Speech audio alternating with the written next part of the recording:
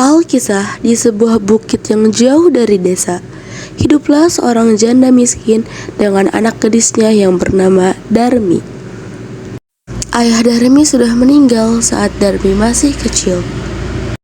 Dahulu, mereka hidup berkecukupan. Namun, saat ayahnya meninggal, ibu Darmi harus bekerja keras di sawah demi hidup mereka. Ibu! Apa nak? Udah bilang kalau misalnya aku bangun tidur, kamar aku udah harus diberesin.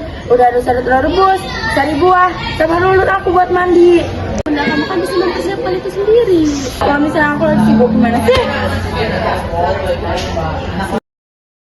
Karena setiap hari bekerja di sawah, kulit ibu Darmi menjadi gelap. Berat tubuhnya mulai menyusut.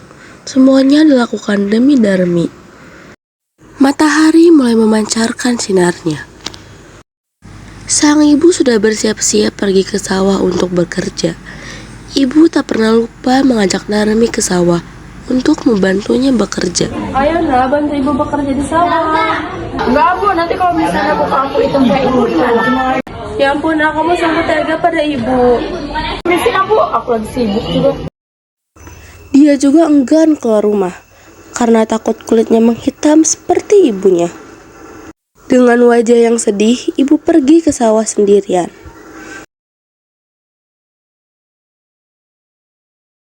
Menjelang sore hari, ketika ibu pulang dari sawah, Darmi langsung berdiri dan menghampiri sang ibu. Ibu pulang. Upah aku mana? Jangan, Darmi, itu buat kita makan siang nanti. Bedah aku tuh udah habis, Bu. Ya ampun, kamu tuh jadi anak cuma bisa minta aja, gak mau membantu ibu di sawah. Meskipun marah, sang ibu tetap memberikan uang itu kepada Darmi. Di esok harinya, ketika ibu pulang dari bekerja, Darmi meminta lagi upah yang diperoleh dari sang ibu untuk membeli bedak Darmi yang baru. Upah aku mana? Darmi, cobalah kamu membantu ibu di sawah agar kamu tahu bagaimana rasanya mencari sepeser uang. Si Bu. Darmi, ibu ini sudah tua. Jika ibu dipegang Tuhan, ibu tidak usah repot-repot lagi memikirkan kamu karena kamu bisa menjaga diri kamu sendiri. Kita ini orang miskin, nak. Kita harus bekerja untuk mendapatkan uang. Harus jadi orang miskin? Aku aja gak mau jadi orang miskin. Lagian aku gak minta buat dilahirin. Memang seperti itu ya, ibu hanya meminta kamu untuk keluar, jangan mengurung di rumah terus. Bila nanti ibu sudah meninggal, ibu tidak khawatir lagi karena kamu sudah mengenal lingkungan sekitar. Suatu hari, sang ibu mencoba untuk membujuk Darmi agar mau mengubah tabiat buruknya. Hari berganti hari. Akhirnya, Darmi menuruti kehendak ibunya. Hingga pada suatu hari, Darmi diajak sang ibu turun ke desa untuk pergi ke pasar yang jaraknya cukup jauh dari tempat tinggal mereka. Di lain sisi, para perempuan turut membicarakan kehadiran Darmi dan sang ibu. Murni, Indah, kalian lihat garis cantik di belakang ibu itu gak? Ya, lihat, kasihan sekali itu, kasihan sekali dia. Iya, kasihan sekali. Kira-kira siapa yang membawa tas belanjaan gadis cantik itu? Kira-kira siapa ya wanita itu?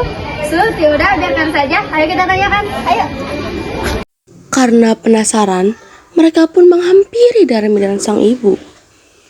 Hai gadis cantik, siapa ibu tua di belakangmu itu? Pembantuku. Apa benar itu bukan ibumu? Aku bilang bukan. Ibu Darmi benar-benar menangis tak berdaya, menahan sakit hatinya. Ia berbisik dan memohon kepada Tuhan agar sang anak dihukum atas perbuatan yang durhaka itu. Ya Tuhan, hamba tidak kuat menahan ini. Anda kandung hamba memperlakukan hamba sedemikian rupa. Ya Tuhan, hukumlah dia, hukumlah dia. Ya Tuhan, hukumlah dia, hukumlah dia. Atas kekuasaan Tuhan yang Maha Esa, perlahan-lahan tubuh gadis durhaka itu berubah menjadi batu. Maafkan ibu, nak.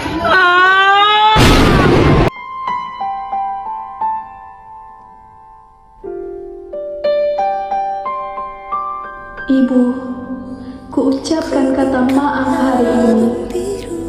Lidahku pernah melukai hatimu, selalu menentang apa yang kau katakan.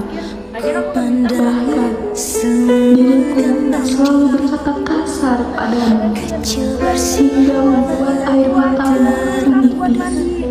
Aku memang anak yang tuli, selalu tidak pernah mendengar apa yang kau larang, hingga membuat dirimu kesal.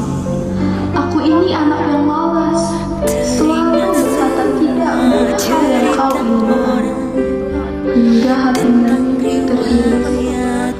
Ibu, maafkan semua kebodohan ini yang pernah kulakukan padamu, yang sering kukatakan padamu, yang telah melukai hatimu, Ibu, yang membuat air mata mengalir di pipimu.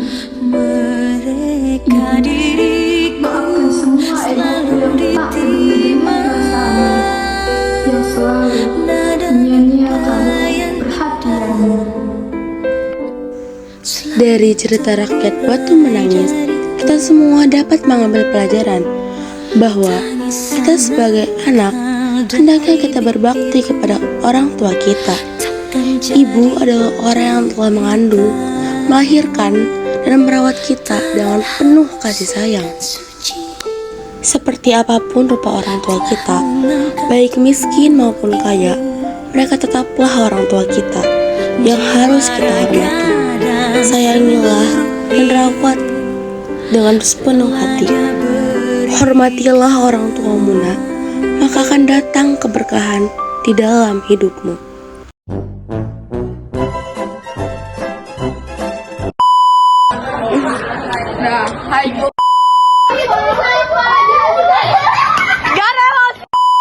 Hati ibu. Kulit dipilih. Bu, maafin aku, Bu.